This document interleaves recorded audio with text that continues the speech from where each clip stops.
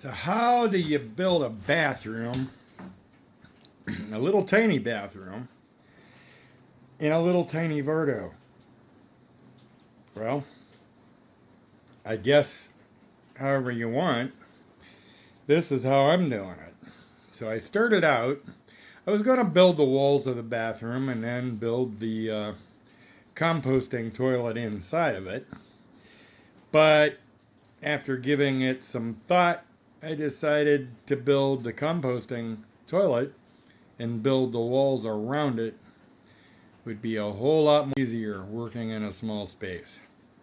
So I started out by building a 2x2 box frame, similar to the frames of the dinette seats, and then I covered it in 1/2-inch plywood, and everything's glued together as well as nailed. And then that over there's the lid.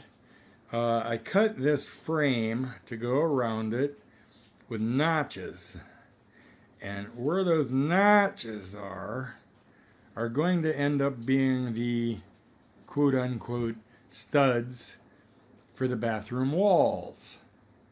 So bear with me here and you'll see what I'm talking about.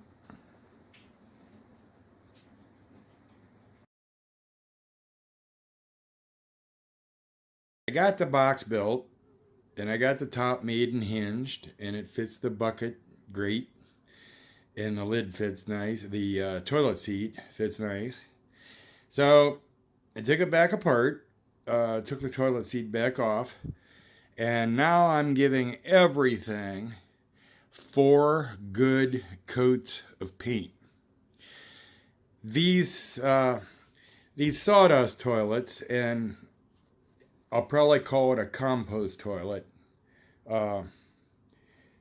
but in reality they're not compost toilets.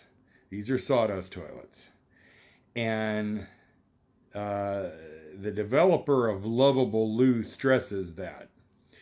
And the reason that it's stressed is that there are places that have laws, rules, regulations on compost toilets, and they have to be certified by somebody special, and you can't use them or sell them if they're not.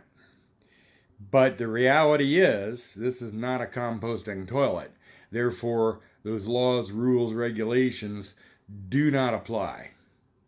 I see I got a little run drip right there. If you notice it, I'll get it here in a second. Anyway, those laws don't apply because composting does not actually take place inside these toilets. These are collection units, and the composting takes place elsewhere. So that's why he says never call them a composting toilet, but everybody does. That's just what they're known as. But technically and legally, they are not. Anyway, I'm going to give this like 4 good coats of paint. Now, let's be realistic and let's be honest and let's be mature here for a minute. The reality is, at some point, you're going to be down at the lake, and the fish are biting like crazy, and you got to go. And you don't go right away because you're just catching fish right and left. And then finally, you got to take off running for the camper because there's other people around. And you bust through the door of the camper and you bust into the bathroom and you dribble. Uh-oh. It's gonna happen. I don't care who you are, I don't care how old you are, at some point it's gonna happen. And when that does, you don't want anything able to soak into wood. These are absolutely positively odor-free and hygienic and clean, and there's no odor whatsoever if they're properly maintained and if they're properly cleaned. And you gotta have the wood sealed well to be able to properly clean it. nothing can get into the wood. So I'm gonna more than overpaint this. 2 coats would probably be fine. 3 be better. 4, I know it's sealed. So that's where we're gonna be. And this is just the first coat. So I gotta go get that run. It's driving me nuts. And then I'll be back here in a little bit. Okay, so there's the second coat. And before I put the second coat on, I sanded everything real good with a fine sandpaper, like, it was, I think, 120 grit, for 2 reasons. One, it makes it nice and smooth to wipe off and clean. But more importantly, this is latex paint. And when you use latex paint on wood, especially on plywood, it raises the water that's in the latex paint raises the grain of the wood, and it feels rough. By sanding it and getting it real smooth again, and then putting another coat of paint on, and doing that again between the second coat and third coat, by the third coat, it should be real smooth when the paint dries without needing any sanding. What that tells me is the water that's in the latex paint did not get into the wood grain and raise the grain. That's where you want to be. And after this paint all dries and everything, places like that, I'm going to put some caulking in all that and seal all those seams up real good too. So you'll see that in a little bit. Okay, there we go. All sealed up. There you go.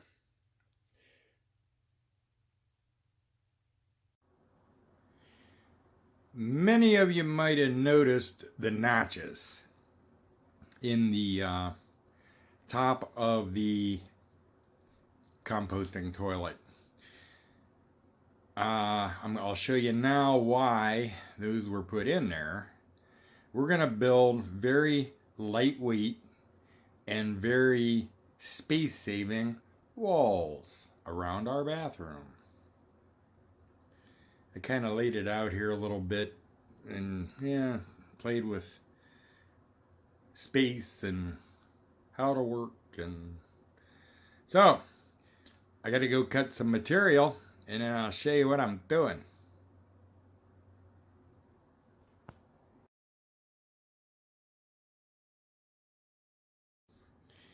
So there's what I'm talking about.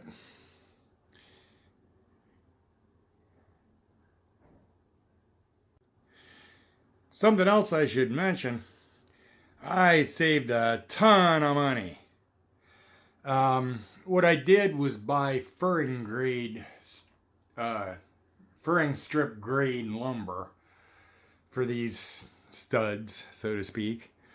And they're really, if you pick through them, you got to pick through them. But if you pick through them, there's some decent lumber there, other than it's very rough. I would almost call it rough sawn lumber. But these were on sale for $1.19 a piece for 8-footers. And the better grade 1x2s are 4 something a piece.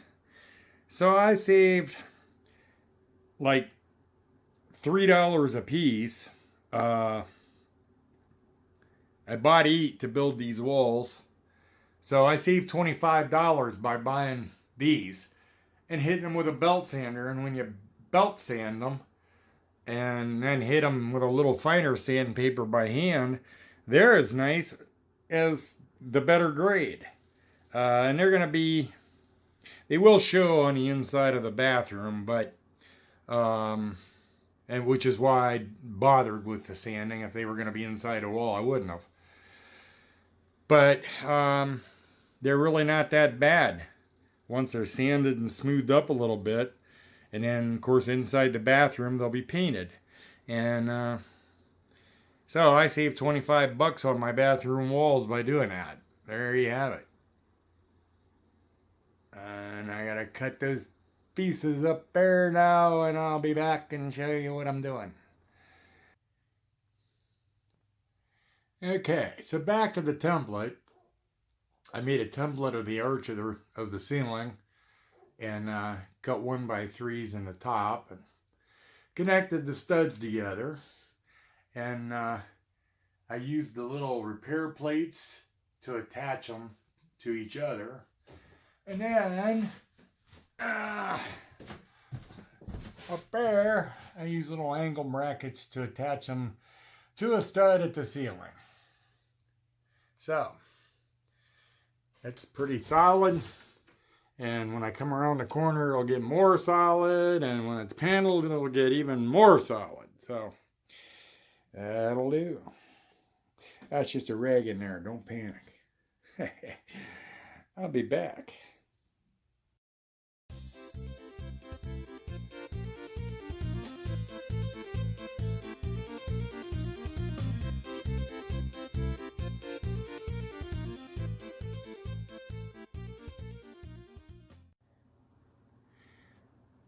Once again, a template. This end piece of paneling, without a template, it would just be impossible. You got the curve in the ceiling, which is bad enough, but I need to go around that molding. And that template's going to be priceless when it comes time to do that. I don't have any more paneling. I used up all the odds and ends and scraps I had. I got to get 2 more sheets and that'll finish the bathroom walls. So, it's night. It's dark. I'm tired. I'm gonna go to bed. See you tomorrow. Sweet dreams.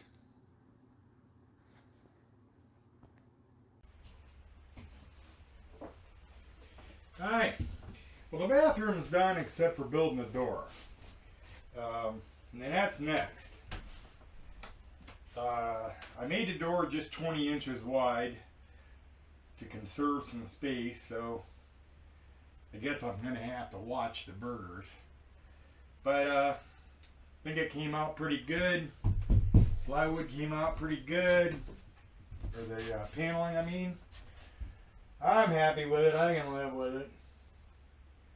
So, first I'll do the trim around the door, and then I'll build the door to fit inside the trim.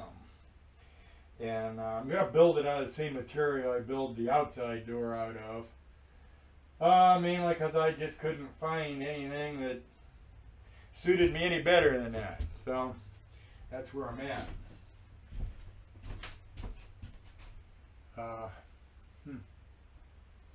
Well, I guess I'll be back here in a few minutes. Okay, so here's the last piece of trim to go in for the door.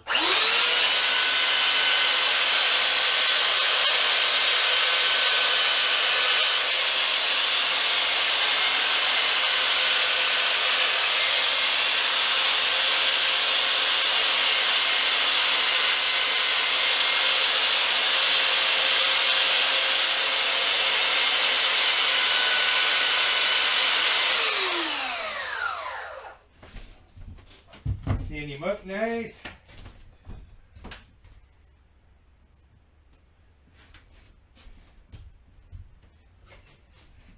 Some glue on him. I glue everything. Just because going down the road 70 miles an hour is always like a hurricane. So every piece of this part needs to be secure. Vibration, railroad tracks, potholes, on and on.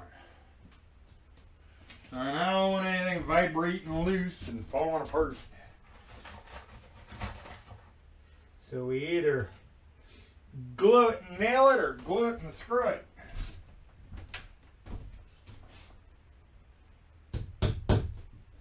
In this case, finishing nails.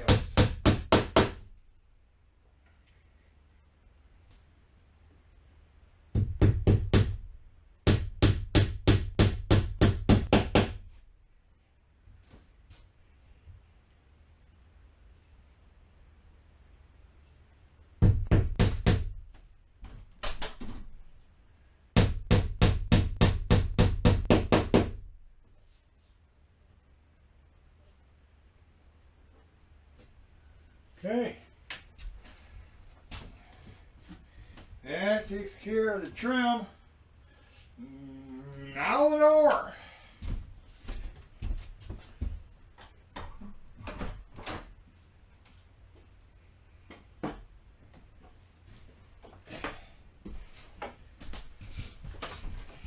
Okay, we got a door built.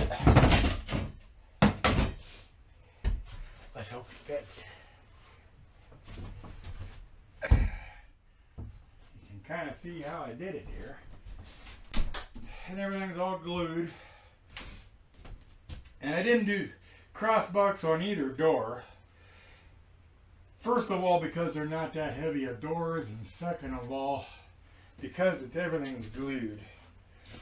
And I probably would have painted the tongue and groove part of this door before I assembled it, so that if it shrinks, nothing would show.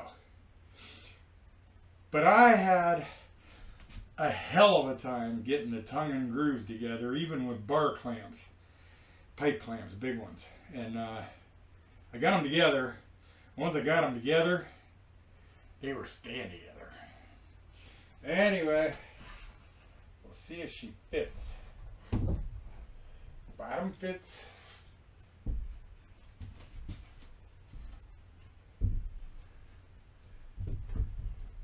Excuse me, boss. You have a text message. Top fits widthwise. Oh, looky there. And I love it when a plan comes together. So, I gotta sand the edges yet. I gotta sand everything yet. Alright, I won't bore you with sanding. I'll be back. Oh, hey, you're back. You know, it's standing here so nice. I'm just going to probably go ahead and paint the whole door. And then I can hang it and paint the inside after. Once it's on the hinges, I can open it. So, we're going to keep painting. And I'm sure you don't want to sit through that. So, you come back here in a little bit and see what it looks like after it's all painted, right? Oh, you're back already. Well, I'm not quite done. I'm close, but you didn't give me quite enough time. But since you came back, let's talk about upcoming videos. I think the next video I do is going to be this. I have kept every receipt from every single thing I've done, from the Rust-Oleum for the frame through now. And I've had a few questions on some of my videos asking, you know, what does it cost to build a Vardo? And I don't mind sharing that. You know, that's something I'm sure a lot of people are interested in knowing, because if you want to do one, you got to know how much money you're going to need to come up with to do it. So anyway, I'm going to talk about what it costs and a few suggestions of where you might make a few bucks to come up with what it costs. So, I won't bore you anymore with that, but that's something for you to look forward to. I think that's going to be of interest to people. So, I'll finish this up a little bit, and I'm going to give another coat. We'll hang this baby. Let's see you all bet. Oh, hey. Well, this time you waited too long to come back. I got the hinges all on. And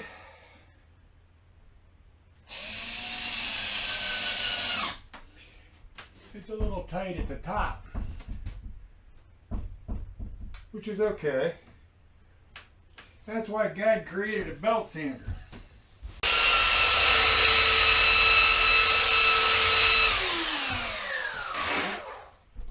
Yeah, see that? Lucky there. That was so close I can't get it open. There we go.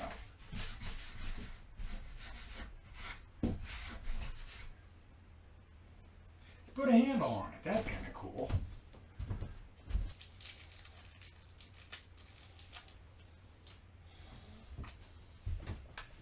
What do you think?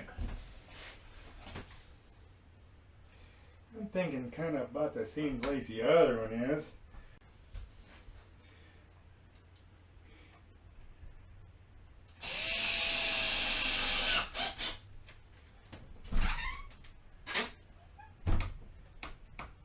Okay, that works.